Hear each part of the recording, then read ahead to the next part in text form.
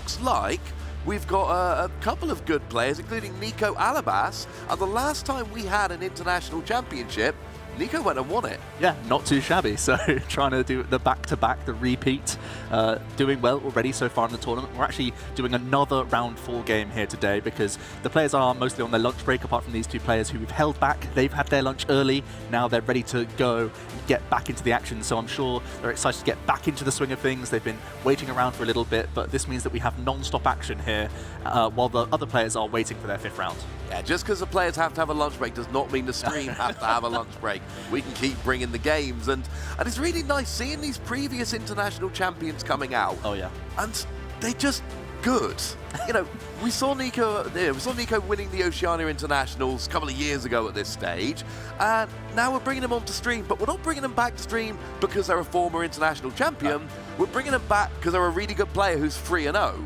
Yeah, exactly. And Tord Reklev already 4-0 in the tournament. Gustavo Wada, who we've already had, already 4-0 in the tournament. These guys are rising to the top.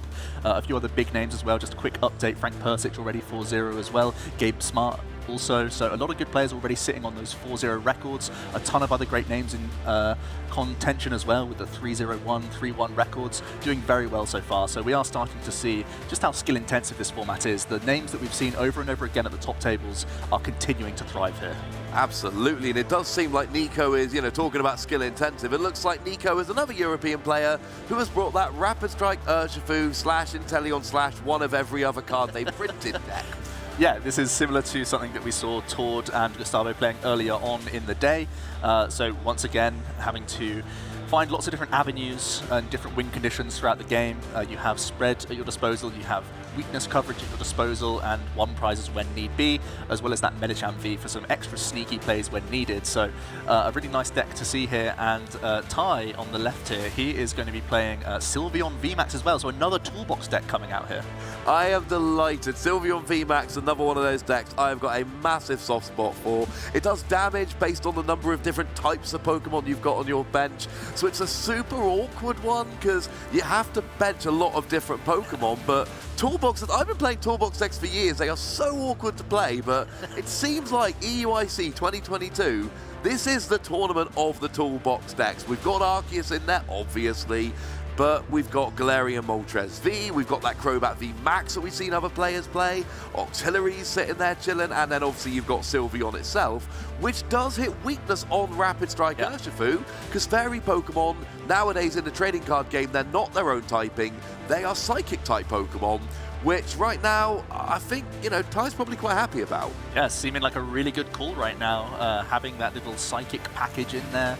Sylveon VMAX will be very difficult to deal with for Nico, so we'll see how he has to tread in this matchup, as we are seeing some more prizes come down. Always awkward for Nico for having 2 Sobble in those prize cards, but equally as awkward, a couple of Rapid Strike Energies finding their way into the prize cards. This is the main way that the Sylveon VMAX can attack for 2 energy attachments, and of course it lets the Rapid Strike Urshifu be much more prevalent, so a little bit awkward there.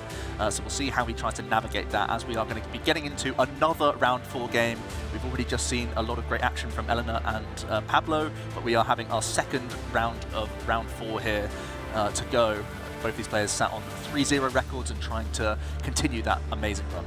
No, absolutely, and there's on so many rounds today, and 19 match points gets you in there, and 4-0 is still only 12 match points. That's still quite far away, but the more you can stack these wins, then the more you can, afford to stumble a little bit towards the end when you're really, and at the end is when you are facing, everyone else who's got those amazing records. So stacking up the wins early is definitely the way to go. We see the fist bump, we see the cards being pulled over, and we've got Urshifu, and we've got that lovely art of Sylveon there as well. So Sylveon, and a VIP Battle Pass, turn 1. Yeah, Ty is playing 3 copies of the Battle VIP Pass, so it's a great start.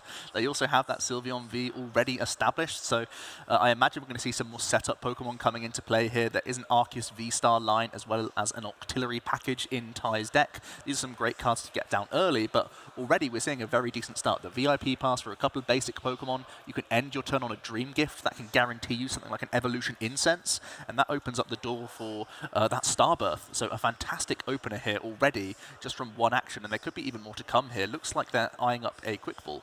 Yeah, I love Sylveon V for that Dream Gift ability. Sure, it ends your turn, but turn 1 when you're not allowed to attack, or any turn where you're having a bad time and you can't get anything going, why not? It's not something you have to use, but it's such a ridiculous advantage to actually have access to it. It's not the reason you're playing Sylveon, but when you've got that as a bonus in a card you had to play anyway, it really is just such a huge advantage. And look at Ty flaunting, getting rid of an Ultra Ball with that Quick Ball. So that's really just a telltale sign that the hand is really strong. And now he's going to represent that Urshifu V as well.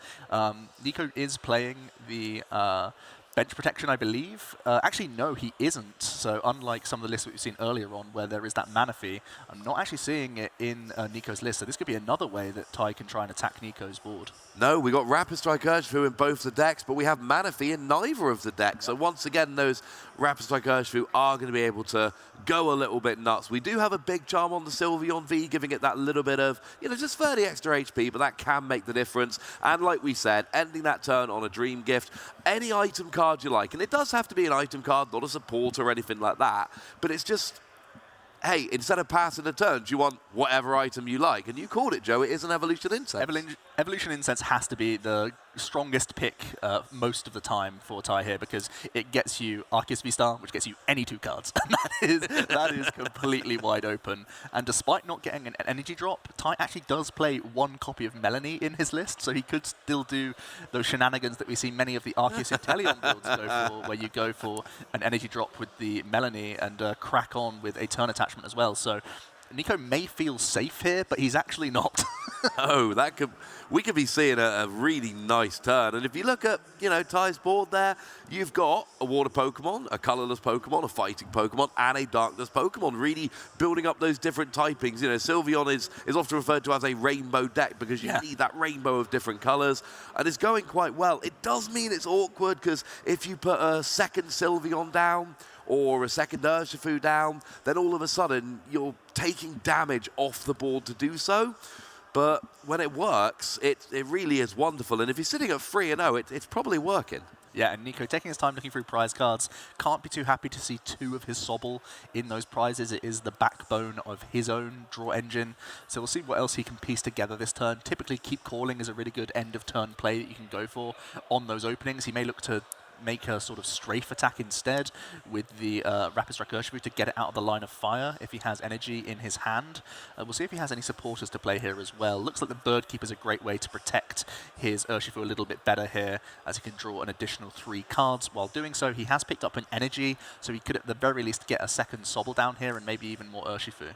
Indeed, but the problem is, getting a second Sobble, obviously a good thing, but then that's basically it at that stage.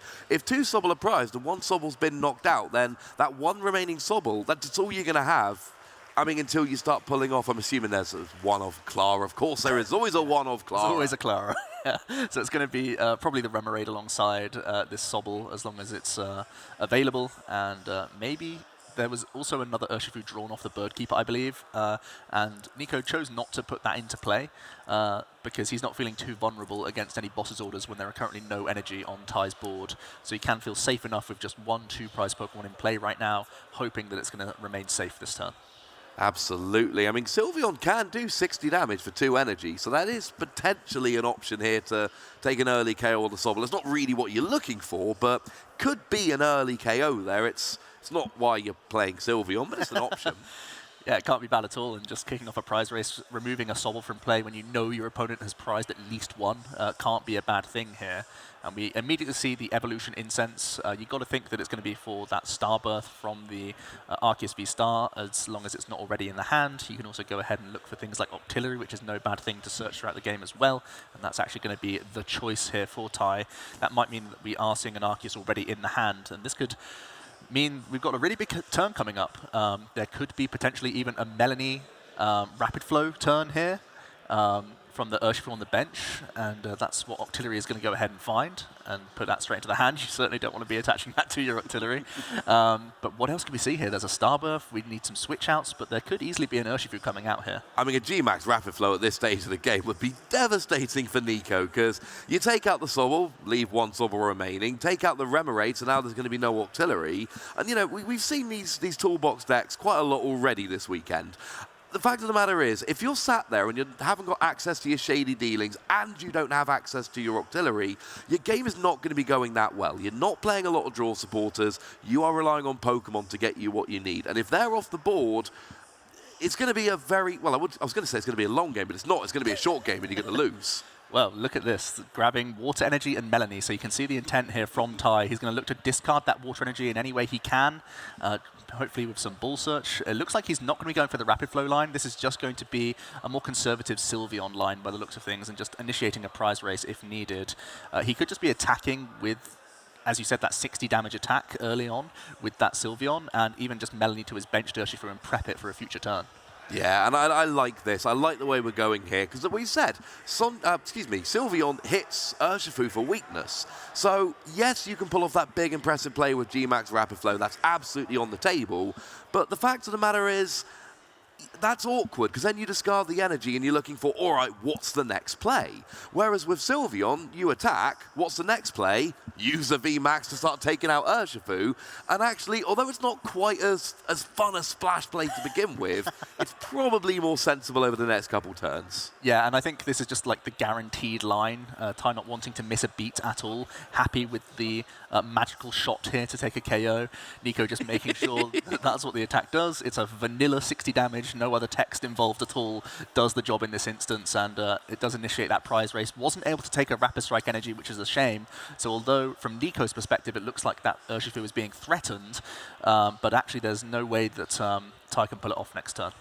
No, and this is really good from Ty. I like that he put the energy onto the Urshifu on the bench, because now there's a lot more options. He can use a Rapid Strike energy and an Urshifu VMAX to use G-Max Rapid Flow if he wishes, and we all know Octillery will get that Rapid Strike energy super easily, or he can go into Sylveon VMAX and get a big one-hit KO on the Urshifu. Basically, whatever Ty wants to take down next turn, he's going to be able to do so, and I really like that. I love setting himself up, like these toolbox decks do. Whatever Nico does, Ty is going to have an answer. So, I mean, if you're Nico here, what's the play? Because your main attacker is Urshifu, but look at this, having to go for the Peonia, hoping to dig out some Sobble, I think is what he's going for here. This is not a great feeling, especially when you're being threatened early on by the Sylveon. The Peonia may not being played this turn, but at least it's something that he wants access to. I could easily see it being a combination this turn, though, because really, what can Nico offer up here? It's going to be that Peonia, so we're not going to see any sneaky right-hand plays, no Rapid Flows coming in this turn. He may try and piece together some sort of Gale Thrust attack, but it's so vulnerable to the Sylveon, which is hitting you heavily for weakness. So we'll see what he picks up now. We're looking at some options. There was at least one Sobble picked up for Nico and other parts of the Inteleon line.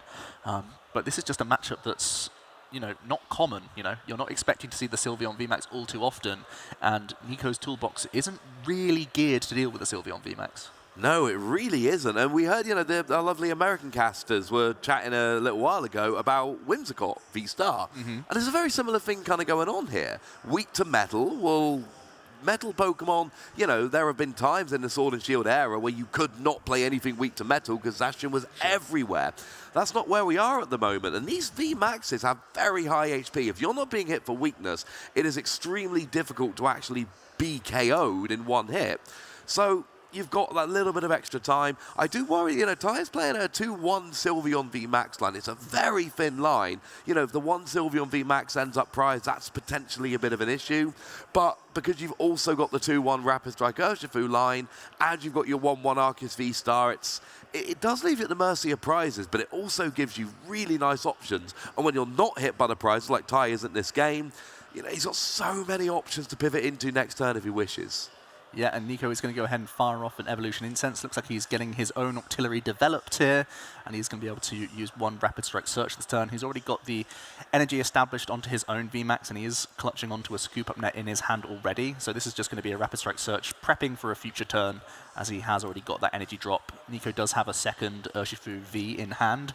Might have to be coming into play here, but they're just such easy prizes for Ty, especially when they've already gone down one prize. I feel like Nico's route here is going to try and hit aggressively here with a Gale Thrust if he can, and then just try and leave only one prize Pokemon in play for potentially some crazy swings with Galarian Moltres, his one prize attacker in the deck. Yeah, that might have to be the way to go. You know, what you really want to do in an Urshifu deck is like, hey, it's got 330 HP, hits a big damage, hits a great weakness, can take multiple KOs in one turn, etc. Let's go for that. But Sylveon's just, you know, it's too awkward.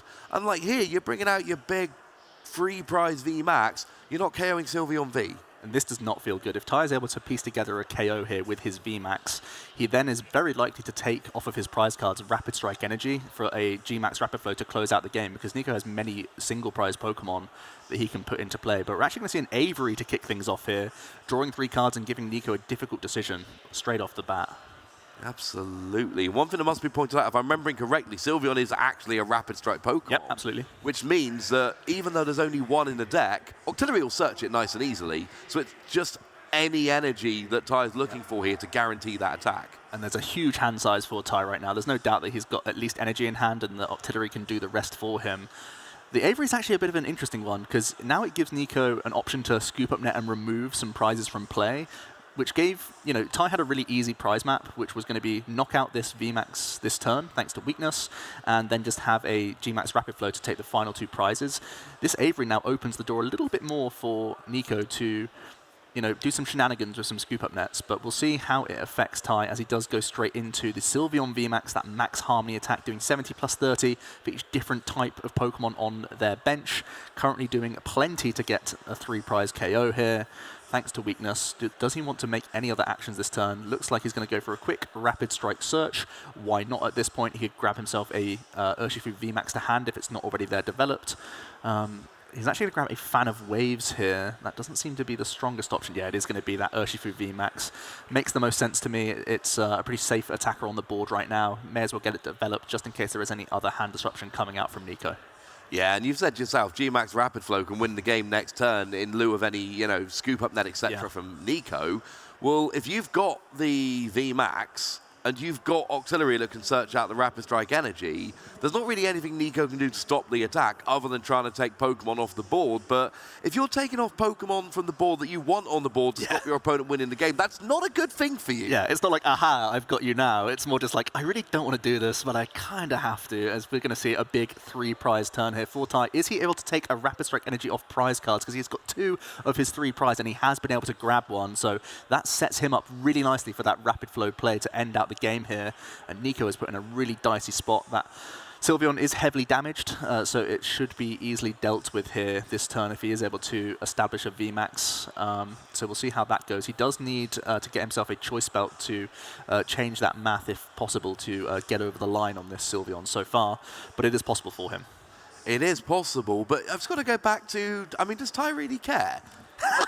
Does he mind if the Sylveon goes down? Because if anything, it's just saving him a switching card, because the Urshifu goes straight into the active, attaches the Rapid Strike Energy, and just takes 2 prizes for the win. And that's why it's so, you know, when you get to this stage of the game, you got to feel a little bit, you know, you got to feel a little bit for Nico, because it doesn't really matter what Nico does here. The obvious play is, well, let's KO the Sylveon, take 3 prizes. I'm halfway to winning the game.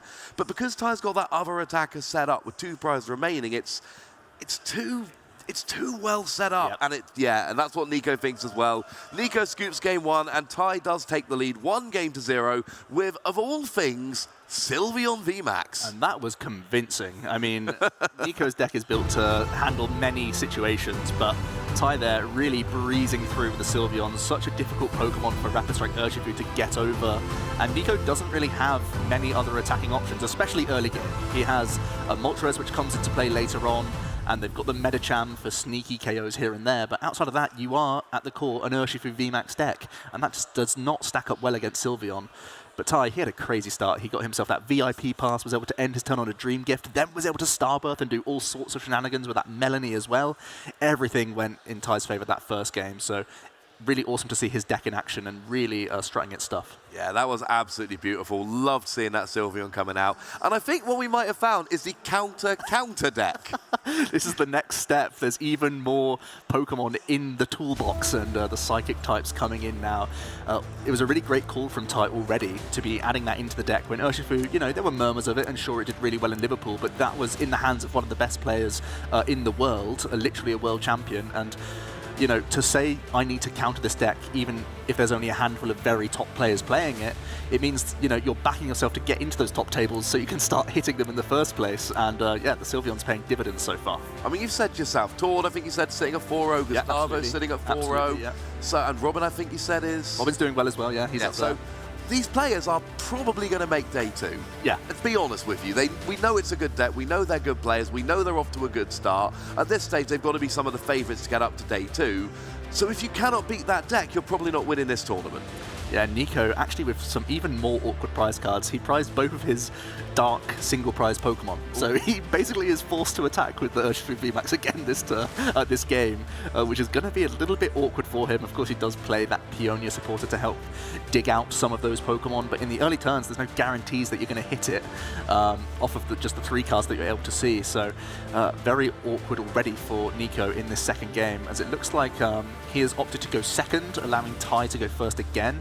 And it looks like he's already got himself a couple searching cards to get into the game and get some Pokemon down on the board. Yeah, I mean, it didn't start the Sylveon, which is sad. Does get the Sylveon straight away. I mean, that Dream Gift, you know, forgive the pun, it is a real gift on turn 1. Because there's no real downside to using it, because you're going to end your turn without attacking anyway.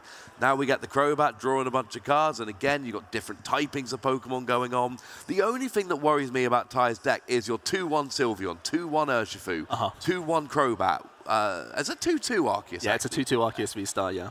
But it's lots of one-offs. But I think for the second game in a row, prize-wise, it's gone out of it. Yeah, doing really well, and is once again able to end their turn. Got an attachment on Arceus. Now they can go ahead and guarantee themselves that Evolution Incense. Nico's list does not play any hand disruption whatsoever, so you can be pretty confident that you're able to get that Starburst next turn and really kick off well. Instead going for a Quick Ball, which might indicate that he's already got access to the V-Star on the following turn. Yeah, absolutely. Although you laid it out really well in the previous game, there's not really any reason not to go for Evolution Incense. If Evolution Incense guarantees you the VMAX, which then guarantees you any 2 cards you want, why would you go for a Quick Ball? If you really want the basic Pokemon, get it off the Arceus next turn. Yeah, that makes sense. I do think the Quick Ball did not go into the hand. It actually went into the discard pile, so it'll actually make sure that everything's going right here. But Tai should have that Quick Ball in his hand. That was what he searched from Dream Gift, but I think he put it directly to the discard pile, so we'll get that fixed. But Nico does kick things off with an Avery just to draw 3 cards. It's not a great feeling whatsoever, but at least there is going to be a Sobble here and an extra Level Ball coming in for some additional basics. He's once again going to do that search, make sure he's on top of those prize cards. It's definitely a headache to go through your deck so early on when there's so many individual one-offs to keep track of here. But hopefully Ty's going to get that Quick Ball back in his hand after the Dream Gift, and we can carry on as normal. But Nico can develop a second Sobble here pretty comfortably. Yeah, getting out those Sobbles really good, opening up those Drizzle for those Shady Dealings, potentially some Inteleon down the line as well for... well, more Shady Dealings, honestly. Although we do see that Nico is playing one of each of the Inteleon, both the Shady Dealings and the Quick Shooting, which is really nice. So, I mean, it's really, for Nico here, it's just about establishing your board. We do see the Quick Ball going back into Ty's hand, pointing to that Sylveon, saying, hang on a second, I got that off. That should be in my hand. I actually want that resource. I cherry-picked it myself. Yeah, there we go. We got it fixed all in time as Nico has done his early game deck search. Normally takes a little bit longer on those opening turns, but we give players that courtesy because it is so important to check those prizes. Nico now able to get Snorlax down. We may see an attached retreat from Remoraid. We absolutely do. So we can see a Gourmandize here, so Nico can fill up his hand. Snorlax, again, one of these cards that only really is a bit part player here and there, but does such a great job to end your turn and get a few extra resources for the following one. It's one of those Pokemon you don't often want to use. Draw until you've got 7 cards in your hand. It's fine, but it's not really one you want to use a lot, because ideally you want, you know, well, proper attackers. Not to be too mean to Snorlax. I love Snorlax. But if you draw until you've got 7 cards in your hand, then you're not doing a big attack, you're not taking prizes, things of that nature. Very much an early game Pokemon. Ty here gets a Sylveon V Max, goes and gets the Choice Belt, chooses to discard a second Sylveon V with Quick Ball, and we know there's only 2 in the deck, so it's going to be Clara Shenanigans or... oh no, there are no Clara Shenanigans in this deck, so it looks like this is the only Sylveon we're going to see this game. But we saw in the previous game, one Sylveon was very much enough. Certainly seems to be enough, yeah, and already has that Arceus V-Star in hand, as we expected. Now we're going to see the Quick Ball getting rid of that second Sylveon V, just in favour of Remoraid, and we're straight away going to see a Marnie undoing all the hard work of that Gormandise Snorlax. Oh no. And this is a great feeling, doing it pre-Starbirth, so you can guarantee that you're not going to get yourself in any bad ruts here. You're completely set up, you can cherry pick 2 cards if need be. If you're not able to hit something like Double Turbo Energy, of which Ty plays 2 copies of, he can go ahead and fish that out now and take a big knockout. Ty has a couple of ways that he can try and disrupt Nico's deck, which is, for all intents and purposes, a real setup deck here. He does play an Avery, and he has the Marnie that we've just seen there, as well as a Judge. So finally a deck that plays some hand disruption, and we're seeing it to good effect here. Absolutely. No Urshifu down, which is something I would like to see from Ty. We saw in that previous game. Oh, Starbirth. There we go. Starbirth helps. That worked very nicely. That was good timing.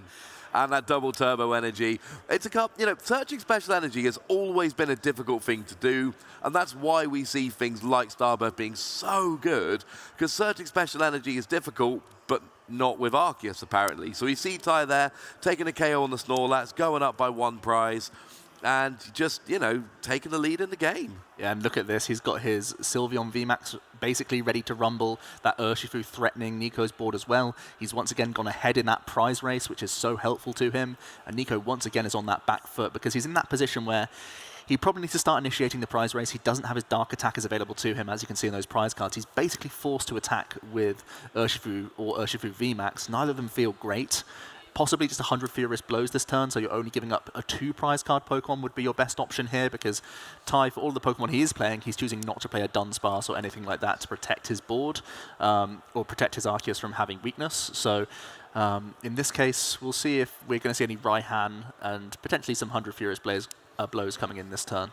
Yeah, and that's going to be, I mean, it's a start. Yeah, it doesn't feel great, but you don't want to be giving up another 3 prize Pokemon, right? Unless you are starting to put damage on the Sylveon. It's just got so many hit points. It's such a long slog for Nico to hit through the Sylveon over 2 turns, even with damage mods required. So just a really awkward spot for him early on in this game. No, it really is. It's not what you're looking for. But then again, it does feel like this matchup might always be an awkward spot for Nico. Yeah. Because, you know, even those Dark-type attackers, you said it really well yourself, neither of those are ideal. They take time to get going. You know, the Galarian Moltres, the non-V, you're really relying on your opponent having taken a bunch of prizes before that really gets up to a decent amount of damage, and that's not where you want to be. So we see the Raihan coming down here. Yeah. So we get that energy attachment. So in theory, we could see a 100 Furious Blows or G-Max Rapid Flow or anything like that if he wants to VMAX. I think he should be staying in the 2-prizer here just to try and make the race that little bit more awkward, but the right hand can go ahead and grab Octillery. It's a great card to develop, seeing as though he probably wants to grab that Rapid Strike Energy regardless. He can keep himself set up nicely here, and he's going to cherry pick that Rapid Strike Energy via the Octillery now as well. You've got to imagine there's going to be some scoop up net plays to come, and at the very least he can get a couple prizes back here on the Arceus, but he also needs a few other pieces here. He probably needs to put down something like another Rapid Strike Urshifu if he wants to carry on and have attackers for the following turn. Absolutely. It was the Rapid Strike Energy, that's one I was forgetting, but he got the Octillery, okay. Got the Rapid Strike Energy, and the thing is, like, even from Nico here, you're going to take the 2 prizes. There's a scoop up net you predicted. We're in the active. We've got another Drizzle coming down, another Shady Dealings. We're going to take a 2 prize KO on the Arceus. Everything seems like it's going well, but what does Nico do when that Sylveon comes into the active, takes that KO, and it's 1 energy away? You've got to think Ty is going to be able to get an energy. So at that stage, and actually he's already got at least a Rapid Strike Energy in hand. So at that stage, you know, and Nico can do a good job, protect himself from giving up too many prizes, make sure Ty goes to only having taken 3 prizes. But even at that stage, what's Nico's plan? What's he attacking with? How does he take those last 4 prizes, which realistically speaking is going to be, you know, minimum 2 knockouts? How does he do that with Sylveon running rampant? Yeah, it's really tricky. And again, Nico has to be worried about not only this Urshifu getting knocked out potentially, but what if his engine gets taken out here and Ty straight away goes into his own Urshifu? I think it's going to be really scary if we see a Rapid Flow come down from Ty here and deal with the Drizzle and Sobble. We saw Nico go for Evolution Incense off his own Drizzle here. And we actually see a Peonia from Tai. Both players are choosing to play this one-off supporter in their deck because, as you said so eloquently, there's a lot of one-offs in both players' decks, and it's a great thing to access these additional cards. I don't think he was able to hit one of his artillery, which was possibly something he was fishing for here. But he's got Ultra Ball and Rapid Strike Energy. Yeah, I think he's pretty good. I think his hand is pretty well set now after this Peonia, so this is going to be a monster turn no matter how you slice it. Crobat can happily stay back in those prizes, not going to be too important for him just yet. And as you said, he's going to have a wonderful turn here, being able to Ultra Ball away a couple basic Darkness energies and establish that probably artillery that then can establish the Urshifu here and have a cracking turn with a big spread. Yeah, absolutely. Everything here is looking quite nice. You know, you never use the Ultra Ball to go for the Urshifu. You'd always use that to go for the Octillery, because that gets you the Urshifu this turn, and then another Rapid Strike card next turn. And the next turn, if there is a next turn, which there might not be, it's going very, very well for Tai here. You know, we're going to see potentially a double KO here. It certainly seems like this is where Tai wants to go. We're going to see a KO, presumably on the Sobble and the Octillery? I would say Sobble Drizzle makes the most sense, especially because Nico took an Evolution Incense off of his Shady Dealing the previous turn. This really does map out prizes nicely, and Tai knows what is a number of his prize cards thanks to the Peonia, and he wants to ignore those for now and instead is able to get a Moltres for him, which isn't too helpful in this instance, but he's really racing ahead in prizes, and his board state is just far superior to Nico's right now. Absolutely. And now Nico's in an awkward position where he cannot VMAX. If he VMAXes, that Sylveon will get a one-hit KO nice and easily.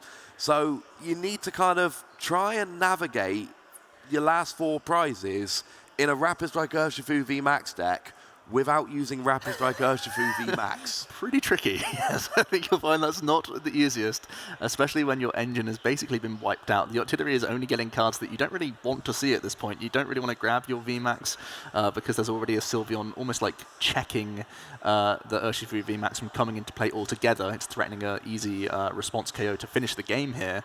So all Nico can do really is use Artillery to thin cards out of his hand. And this is really punishing that he went for the Evolution Incense on the previous turn, because he better have a decent supporter in hand, otherwise he's really not doing much.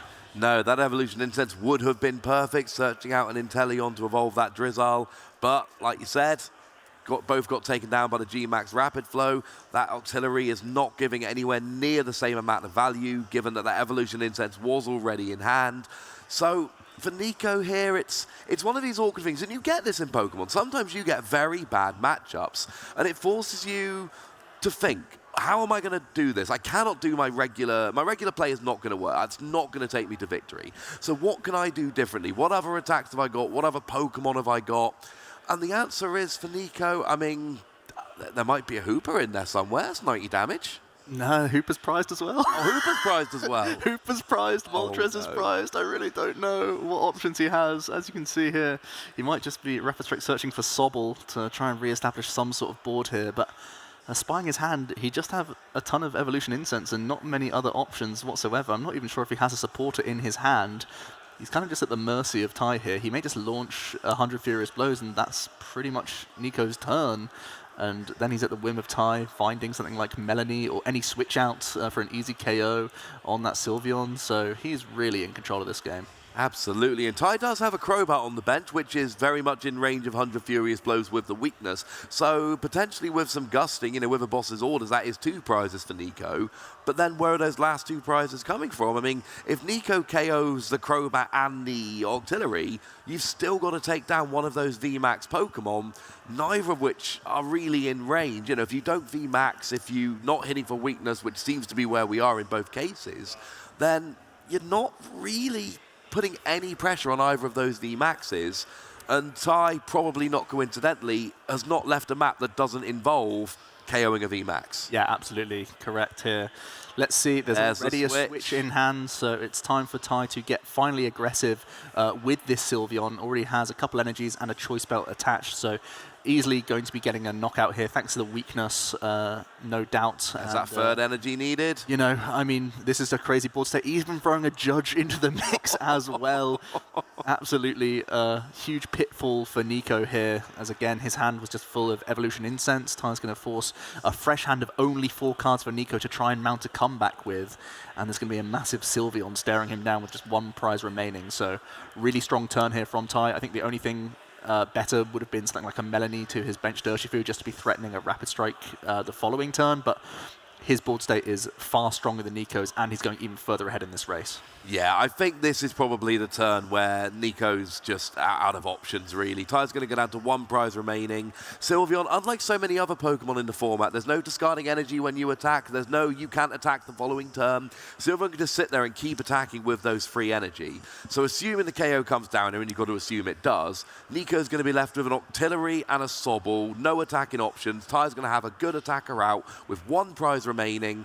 And at that stage, I mean, there's no you don't need to scoop if you're Nico, because this is game 2. Scooping the game is scooping the match. Yeah. But I don't think at this stage there's any realistic route back to victory for Nico. Yeah, this is looking certainly very awkward. Ty is getting oh so close to victory. It's all going to be pretty routine for him, as he is going to take that 2 prize knockout, put himself just that Crobat VMAX away from closing out the game, and Nico still has those really awkward prizes. We're not going to see any burst damage from the Moltres or anything here. He is really limited at what he can do. I'm not too certain if there is much at all this turn that you can try and do to mount a comeback.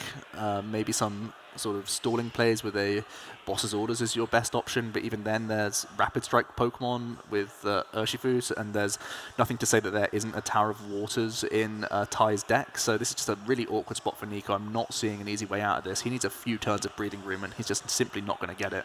No, he's not going to get a KO on the Sylveon. There's nothing that can get a KO here, really. And to be fair, you know, that Rapid Strike Urshifu is potentially gusting fodder. Gust it up, try and buy yourself a turn or 2. But then you're assuming your opponent doesn't have any energy to be attacking, any switching cards. There is a Tower of Waters in the deck. We just checked that. And there we go. Ty does take the game, the match, 2 games to 0 with Sylveon VMAX, which it turns out might be the best deck in the game. I mean, yeah, it certainly seemed extremely strong there. Nico didn't really have much of a leg to stand on in the series, to be honest. Ty was breezing through a couple really strong starts from him, getting that early Sylveon V established, allowing him to dream gift into anything he wanted with the Arceus V-Star. What a great feeling to have, these abilities to help you even get towards your Arceus in the first place. It's just such a strong archetype that has engine pieces here and there, but they're also fueling the damage output of that Sylveon. The Arceus V-Star came in as an attacking presence this time around, and you can see how it helped establish Ty to have 2 attackers ready to go in, all in one go. The Sylveon VMAX and the Urshifu both putting in a huge shift there. And I think what Ty did somehow was make Arceus V-Star more consistent. Yeah, absolutely. And strangely enough, it's by thinning down the lines and playing other Pokemon around it to make it even better. And as you said, when you're able to cherry pick the likes of Evolution Incense for turn 2, it's such a great feeling, especially in a format where there's so few cards, well, hand disruption cards. People are choosing to play like 1 or 0 Marnie in most deck lists, and it means that you can sit there pretty happy with a great hand for the following turn. Yeah, and you play your Battle VIP Pass, your Quick Ball, your Ultra Ball, bunch of Pokemon search, because really, if you end turn 1